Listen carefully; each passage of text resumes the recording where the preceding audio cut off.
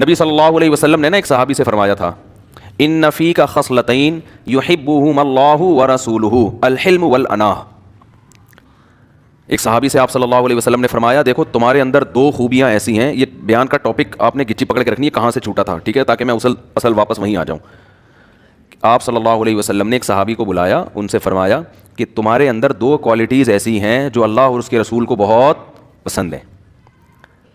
اس سے یہ بھی پتہ چلتا ہے کہ کسی کی منہ پہ تعریف کرنا جو حدیث میں منع ہے وہ جب منائے جب آپ کی تعریف سے اس کو فائدے کے بجائے نقصان ہو.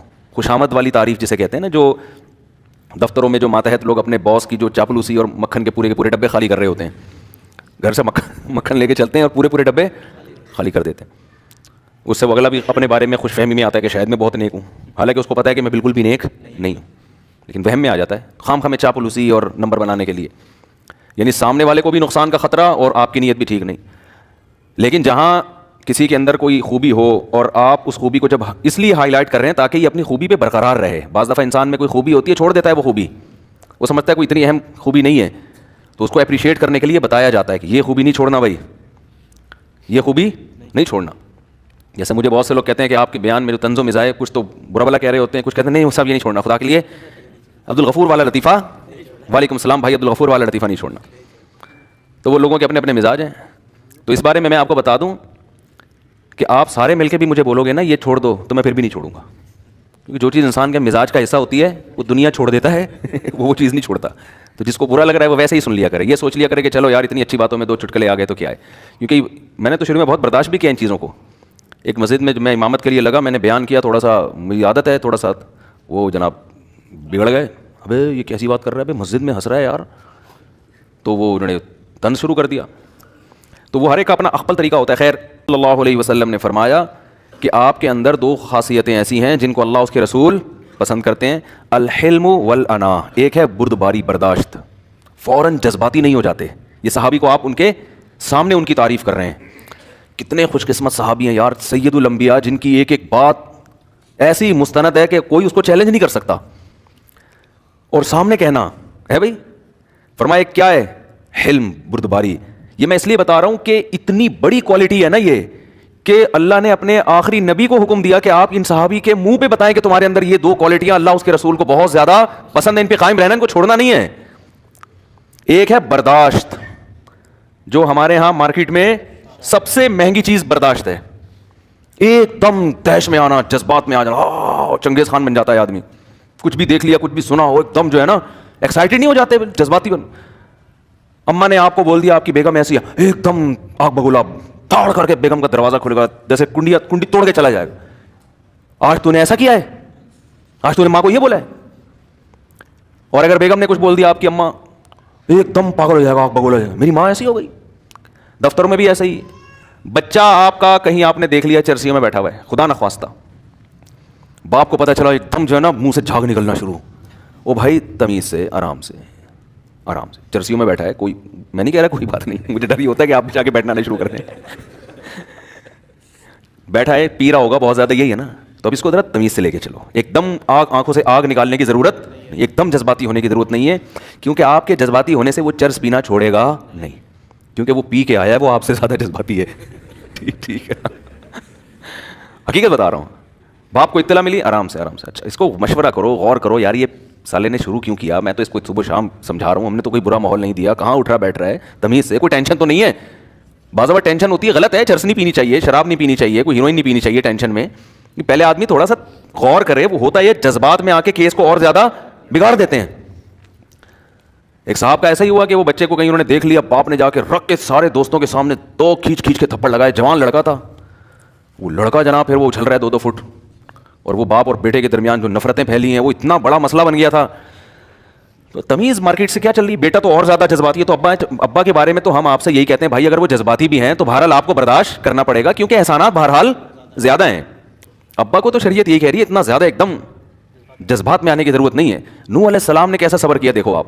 نوح علیہ الصلوۃ والسلام کشتی جب ساری زندگی سمجھاتے رہے, بیٹا باز نہیں آیا, بیٹا کافر ہی تھا, سمجھاتے رہے محبت سے, 950 سال تک تبلیغ کی قوم کو بھی, بیٹا بھی نہیں آیا. آخر میں بھی یار بیٹے کی خیر خواہی کرنے ہیں. جب طوفان آنے لگا ہے, سمندر جو ہے وہ جو پانی چڑھنے لگا, تو فوراً کہہ رہے ہیں ونادا نوح ابنہ وکان فی معزل یا بنی ارکب معنا، اے بیٹا اب آ جا میرے سے، یا بنیا اے پیارے بیٹے، بنیا کا معنی کیا ہوتا ہے؟ میرے پیارے بیٹے۔ ہم لوگ کیا کرتے ہیں؟ الو کے پٹھے معذرت کے ساتھ یہی کہتے ہیں نا، اگر قریب بھی آ رہا ہوتا دفع ہو یہاں سے، اب نہیں گھسنے دوں گا، بلکہ اس سے پہلے ہی کام تمام ہو چکا ہوتا۔ لیکن بہرحال باپ پھر بھی برداشت کرتا ہے، میں نے دیکھا ہے بیٹے اتنے برداشت نہیں کرتے جتنا، کیونکہ بہرحال وہ اولاد کی اللہ نے ایسی محبت رکھی ہے نا، غصہ کرے گا بھی تو پھر بھی وہ چاہے گا کہ یہ آ جائے۔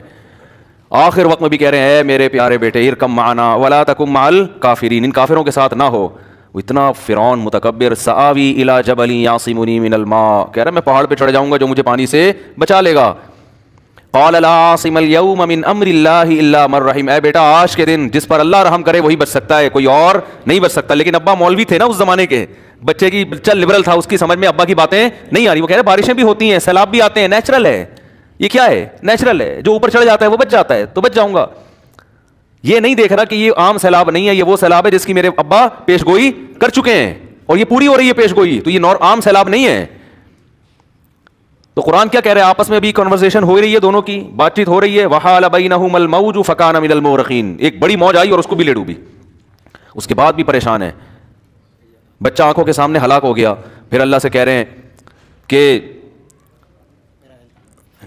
قال نوح ان ابنی من اہلی وان وعدک الحق وانت احکم الحاکمین، اے اللہ تو نے وعدہ کیا تھا میرے اہل کو بچائے گا، میرا بیٹا تو میرے اہل میں سے ہے۔ کس قدر محبت ہوتی ہے باپ کو اپنی اولاد سے، آپ اس سے اندازہ لگاؤ یار۔ ایک تو پیغمبر کی محبت بھی ہے اور دوسری باپ بیٹے کی محبت، اور حقیقت میں آج بھی الحمدللہ ایسا ہی ہے۔ اکثر کیسز میں ہم نے دیکھا ہے جذباتی تو ہوتے ہیں، چرسی ہے تو تھپڑ لگا دیا، یہ کر دیا وہ کر دیا، لیکن باپ بہرحال پھر اس کی تلافی کی کوشش کرتا ہے، باپ بہرحال پھر بھی اس کو سینے سے لگانے کے لیے آخری دم تک تیار ہوتا ہے۔ اولادیں نالائق ہوتی ہیں، وہ نہیں مانتی، ان کی نفرتوں کی کوئی انتہا نہیں ہوتی۔ لیکن بہرحال ہمیں اس سے یہ سبق میں ملتا ہے کہ باپ کا بھی ایٹیٹیوڈ ایسا ہونا چاہیے، اس میں بھی برداشت ہونی چاہیے۔ لیکن میں پھر بھی آپ سے کہوں اگر ابا برداشت نہیں کر رہے تو گھر کا ماحول خراب نہیں کرو، آپ کے باپ کو بھی برداشت کرنا پڑے گا ابا کی، سمجھ آ رہی ہے بات؟ شریعت میں حکم یہی ہے کہ باپ جیسا بھی ہو اولاد نے بہرحال برداشت کرنا ہے۔ ہاں ناقابل برداشت معاملہ ہو جائے، جیسے ایک گھر میں جوائنٹ فیملی میں رہ رہے ہیں اور کوئی ابا کو بعض دفعہ ہو جاتا ہے کوئی مسئلہ ایسا، ابا اس طرح کے ہوتے ہیں کہ وہ عجیب بندے کو نفسیاتی بنا دیتے ہیں، بعض ایسے کیسز بھی ہوتے ہیں، تو پھر اس کا حل یہ کہ الگ رہو، بدتمیزی نہ کرو بلکہ الگ رہائش اختیار کر لو۔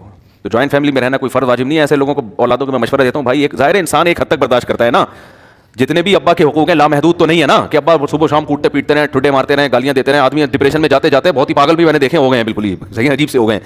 تو انسان بہرحال ربڑ کا بنا ہوا نہیں ہے، ربڑ کا بنا ہوا ہے، وہ کوئی لوہے کا بنا ہوا نہیں ہے، تو اس کا نتیجہ پھر ڈپریشن میں جائے گا اور زیادہ مصیبت میں ہو جائے گا۔ تو اس کا حل یہ ہے کہ ایسے موقع پہ علیحدگی اختیار کر لی جائے۔ ابراہیم علیہ السلام نے یہی کیا، باپ نے جب دھمکی دی کہ میں پتھر سے مار کے ہلاک کر دوں گا تو اب کیا کرتے ابراہیم علیہ السلام؟ یہ تھوڑی کہ وہ مار کھا لیں ٹھیک ہے جی آپ مجھے قتل کر دیں، اپنی طرف سے محبت سے سمجھا دیا، نہیں بات بنی تو انہوں نے کہا ٹھیک ہے میں علاقہ چھوڑ کے جا رہا ہوں لیکن میں آپ کے لیے دعا کرتا رہوں گا۔ آخر میں یہ کہہ کر گئے ہیں کہ میں آپ سے تعلق ختم نہیں کروں گا، لیکن چونکہ اب ساتھ رہنے میں مسائل ہیں، میں اپنی دعوت تو چھوڑ نہیں سکتا کہ میں توحید کی دعوت دینا چھوڑ دوں، کہ میں ان بت پرستی پہ راضی ہو جاؤں، یہ مجھ سے نہیں ہو سکتا، یہ تو پھر اللہ کا حق مارا جا رہا ہے نا۔ تو اپنے ویژن کو نہیں چھوڑا، اپنے مقصد کو نہیں چھوڑا، لیکن باپ سے علیحدگی اختیار کر لی۔ تو ہمیں اس کا شریعت میں ثبوت ملتا ہے کہ جب بہت زیادہ مسئلہ خراب ہو جائے تو بھائی الگ ہو جاؤ، تعلق تھوڑا کم ملا کرو، باقی پھر باقی چیزوں سے تلافی کرو، ہدیے بھیج دیے ان کو، کوئی اور جو اور مختلف طریقوں سے، ہر چیز ملاقات نہیں ہوتی۔